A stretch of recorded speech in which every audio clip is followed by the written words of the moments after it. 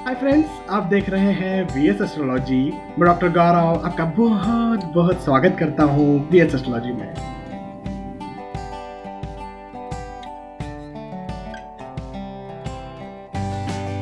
दोस्तों, पिछले वीडियोस में हमने चर्चा की मेष लग्न से लेकर के कर्क लग्न की कुंडली के लिए कौन कौन से ग्रह योग कारक, मारक और सम होते हैं। आज के इस वीडियो में हम बात करेंगे सिंह लग्न की कुंडली के लिए कौन कौन से ग्रह योग कारक, मारक और सम है।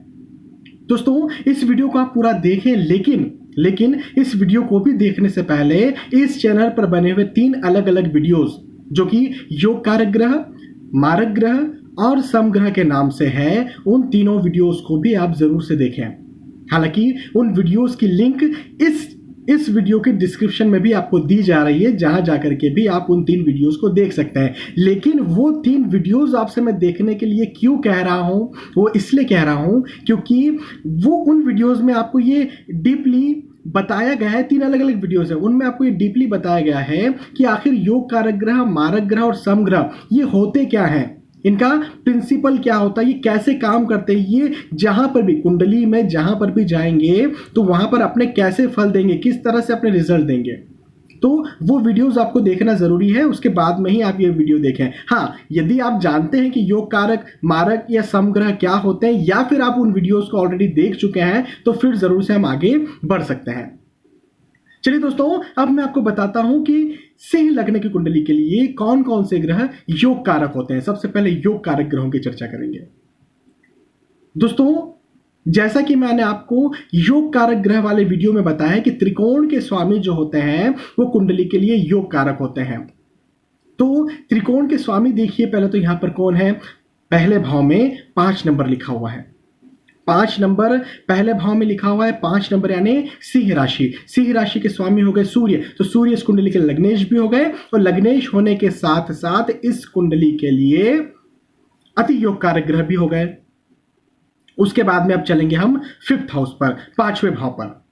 5वें भाव पर जो है वो 9 नंबर लिखा हुआ है। 9 नंबर यानी धनु राशि। धनु राशि के जो स्वामी है वो कौन है, वो है गुरु। तो दूसरे इस कुंडली के लिए अति योग कारक ग्रह हो गए, वो हो गए गुरु। इसके बाद में हम चलेंगे 9th हाउस पर, 9वें भाव पर। पहला, 5वां और 9वां ये 3 भाव त्रिकोण होते हैं। तो अब 9th हाउस पर हम चलेंगे। 9वें भाव पर लिखा हुआ है 1 नंबर। 1 नंबर यानी मेष राशि। मेष राशि के स्वामी हो गए मंगल। तो यहां पर तीसरे अति योग कारक ग्रह हो गए मंगल।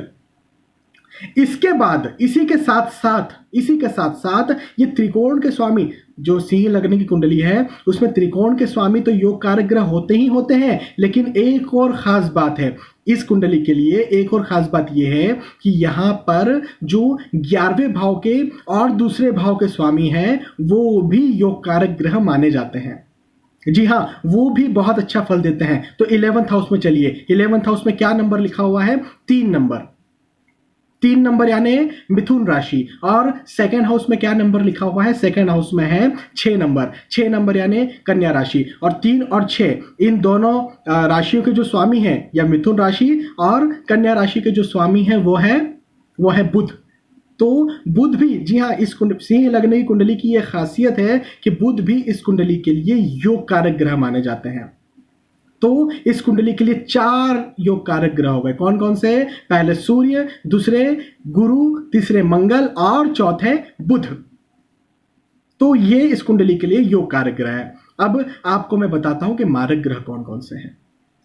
दोस्तों, इस कुंडली के लिए मारक ग्रह है शनि। शनि क्यों, शनि इसलिए क्योंकि 6ठे भाव में, आप 6ठे भाव पर चलिए, 6ठे भाव पर लिखा हुआ है 10 नंबर। 10 नंबर यानी मकर राशि।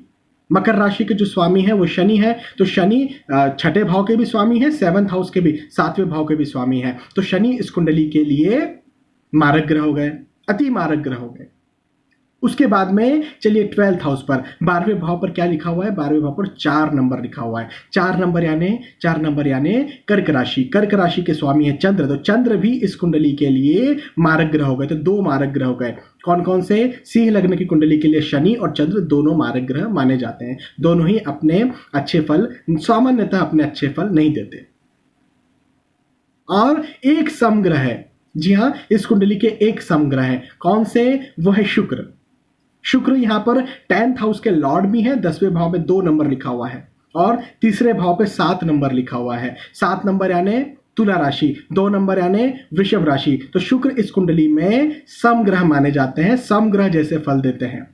अलग अलग भाव में कहीं पर अच्छे फल भी दे सकते हैं, कहीं पर खराब फल भी दे सकते हैं। तो शुक्र को अति योग कारक भी नहीं मानना है, मारक भी नहीं मानना है। ये नहीं सोचना है कि जहां जाएंगे उन भावों की वृद्धि करेंगे, और ये भी नहीं सोचना है कि जहां जाएंगे उन भावों को खराब करेंगे। अलग अलग भावों के हिसाब से अलग अलग शुक्र अपने फल दे सकते हैं। बहुत अच्छे फल भी दे सकते हैं, खराब फल भी दे सकते हैं। तो दोस्तों एक बार फिर से दोहरा लेते हैं, सिंह लग्न की कुंडली के लिए सबसे अति योग कारक ग्रह जो है वो कौन कौन से हैं? वो है सूर्य, गुरु, मंगल और बुध। उसके बाद में मारक ग्रह कौन कौन से हैं? वो है शनि और चंद्र। और समग्रह कौन से हैं? तो वो है शुक्र। दोस्तों यहां पर मैंने आपको बताया सिंह लग्न की कुंडली के बारे में, अति योग कारक, मारक और समग्रह के बारे में। मुझे विश्वास है कि आपको ये बात समझ में आई होगी, आपको ये वीडियो पसंद आया होगा। यदि आपको ये वीडियो पसंद आता है तो प्लीज इसे लाइक करें, इसे शेयर भी करें, ताकि दूसरे भी इस वीडियो का फायदा उठा सकें। दोस्तों आपने वीडियो देखा, आपका बहुत बहुत धन्यवाद। Bye bye.